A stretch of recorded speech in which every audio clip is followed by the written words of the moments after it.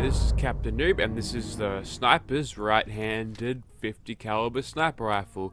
Now, you might ask, why is it right-handed? Well, as you can see, the bolt is on the right-handed side of the gun, which means this thing's going to have custom animations for making that bolt crank, and it's going to be awesome.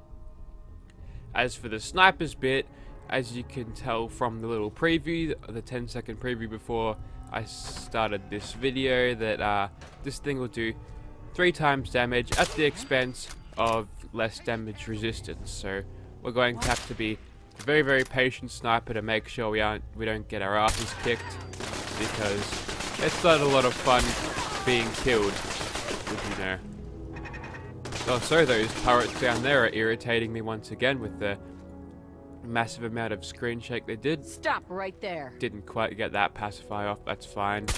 We'll end up just shooting them. Now the turrets have evaded us again, and they'll continue to shoot until they get bored. We'll try to take out those turrets. Now that they're expecting us to peek from there once again, we'll go ahead and peek from this side. So we've got to take out that turret behind. We can get a good shot of there. That's good. Now there's one here that we'll be close to. Make sure that's down before we proceed. Now, where are these other blokes? Okay, there's one there. You know what? He's through a wall. We'll go ahead and crit them. She goes down very, very easily indeed. And there's that sweet reload animation that accompanies the bolt crank animation. So it's a lot like Fallout New Vegas and 3. Oh, okay. That didn't work very well. It's a lot like Fallout New Vegas and Fallout 3 and the way you crank these things, just like the hunting rifle was back in those games.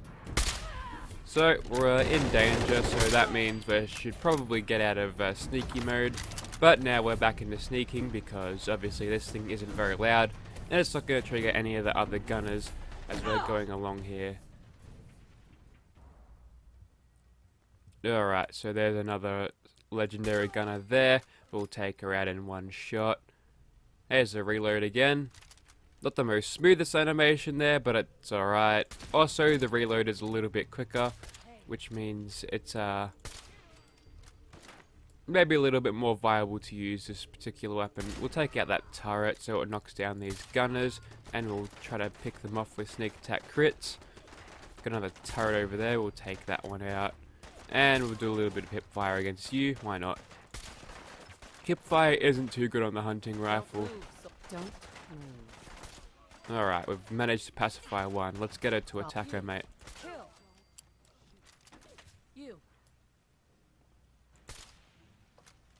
Nope, she is not having any of this attacking her mate. She's just gonna stand there like a dumbass. Well, you can die then, mate. That was bizarre. Don't usually use pacify, but when I'm aiming through a scope and I've got extreme tunnel vision, you tend to focus more than anything that pops up on the screen, simply because you're ignoring whatever is taken by tunnel vision. We'll hip fire that dude, kills him nice and easily. Good old sniper's effect. Although we're taking heaps of extra damage, we're dealing enough to kill these gunners in one with a sneak attack crit, which is nice. We'll try to make this all sneaky here. Take her out by shooting her in the leg. Not a pretty bad way to go, actually. Take out that gunner there. Next up is just this one up here. There, we're in danger. We'll go ahead and crit her. There we go. Took her out nice and easily, even though the bullet did not look like it was going to hit at all. But whatever. So that is Gunner's Plaza cleared with our right-handed hunting rifle of the sniper's legendary variety. It's a pretty damn good weapon. And, you know, with any legendary effect of mine is going to be a little bit more powerful than your standard. So yeah, this thing is good enough for taking out any mobs you can possibly find in the vanilla game. Let's go and move on to Swan. Alrighty, there's Swan once again. Let's go and kick his ass one more time today. So he's over there attacking what I believe is Rust Devil, so we'll try to get stuck into him here. Doing a pretty good amount of damage on his head there, so we should be able to do pretty good with a crit. Definitely doing alright there. Not sure how long we'll keep rolling with the sneak attack criticals, since he is in a aggroed state. I think that's the end of that Rust Devil. We'll just use the crit on this one, so he's nice and okay, now he's running towards me. This is a bad idea, Swan. Or maybe a bad idea for me to get his attention like this.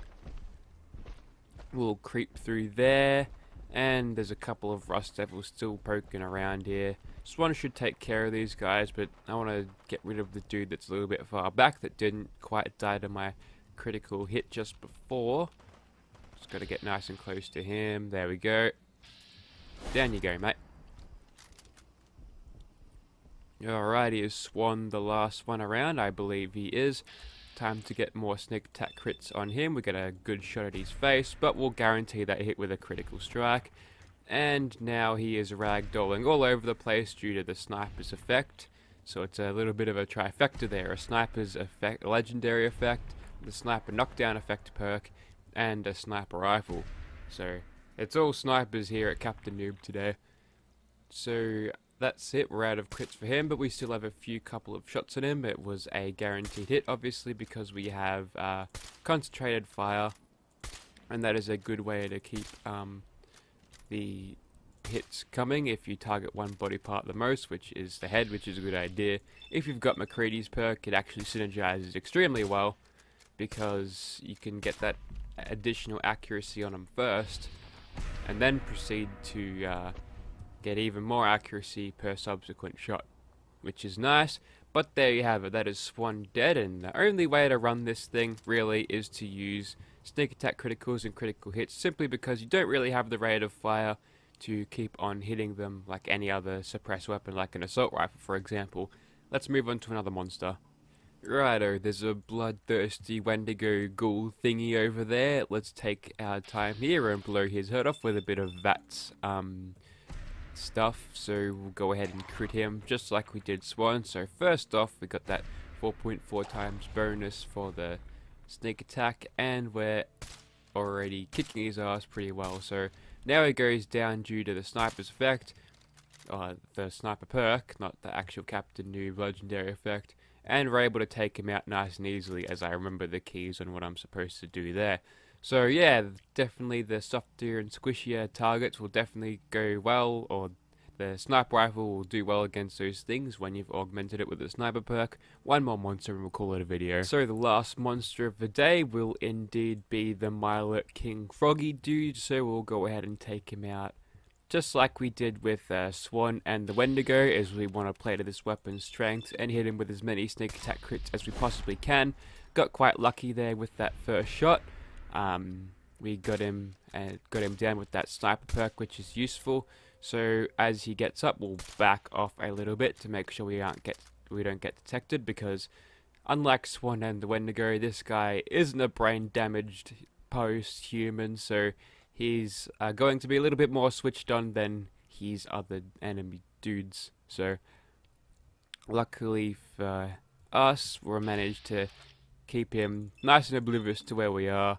He's not going to thoroughly search just because his AI is not good enough.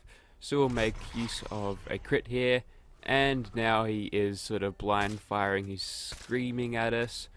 He hasn't quite seen us yet.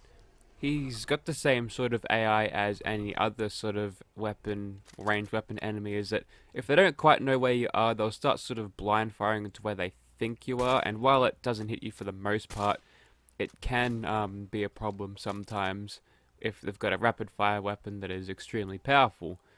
So we'll go ahead and take out the froggy dude from here. Still in caution, we've got a full action point bar. Probably being detected right now. Just gotta get a few hits on his head. Not getting sneak attack crits anymore, which means we're probably definitely in combat. Oh no, we're not. We're getting sneak attack crits there easily. So thank you, Stealth, for being very, very overpowered indeed. Still keeping him there is a pretty good idea now. Keeping him at that ridge, because he doesn't seem to be able to jump up except when you actually lead him around there. So he's going to sit back there. Still has no idea what's hitting him, so we'll hit fire there, and then we'll take a few more shots in the old VATS. Let's go. Come on, come on. Another crit. Almost dead. Couple more shots will do him in. See if VATS can do it. There we go. And on that level up, I'd say that is about it for this right-handed hunting rifle. So if you'd like to have this weapon in your game, be sure to check out the description. I believe the right-handed hunting rifle is only available on PC and Xbox One. But if you want the sniper's effect on your hunting rifle, that's available for all platforms. So link in the description below. Check that out if you're interested. Also, just a quick plug to my new series that I'm doing for Fallout 4. It's a playthrough. It's called One Hit Wonder. Basically, I wander around with a ring that makes me take 9,000 times damage on what I usually take. So basically, everything's a one-shot kill, and it's going to be a brutal but fun experience. So if you're interested in that, be sure to check out the description or the video cards that have sure to have popped up now. Thank you for watching, guys.